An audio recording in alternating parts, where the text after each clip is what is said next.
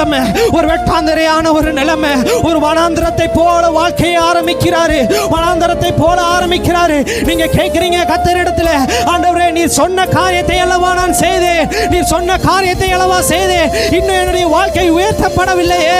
இன்னும் ஒரு சிலர் நீங்க கேட்கிறீங்க ஆண்டவர்கிட்ட, ஆண்டவரே எனக்கு விரோதமா பேசுகிற இந்த ஜனங்களிடத்துல, எனக்கு விரோதமா பேசுகிற இந்த ஜனங்கள் மத்தியில என்னுடைய தலையை எண்ணெயினால் அபிஷேகம் பண்ணுங்க ராஜா, என்னுடைய தலையை எண்ணெயினால் அபிஷேகம் பண்ணுங்க, என் பாத்திரம் வழிந்து ஓடட்டும். நோவனுடைய வாழ்க்கையை பார்க்கிறோம்.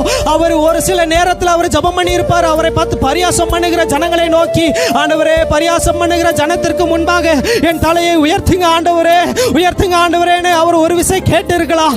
ஆனா கர்த்தருடைய வார்த்தை என்ன தெரியுமா உங்களை நோக்கி வருகிறது, நோவாவே இவர்களுடைய கண்களுக்கு முன்பாக அல்ல, ஓ இவர்களுடைய தலைக்கு மேலாய் நான் உயர்த்த போவது அல்ல, இவர்களுடைய தலைக்கு நேராய் உன்னை நான் உயர்த்த போவது அல்ல, சில உயர்ந்த கண்மலைகளுக்கு மேலாய் உன்னை நான் உயர்த்த போகிறேன், சில உயர்ந்த கண்மலைகளுக்கு மேலா இல்லை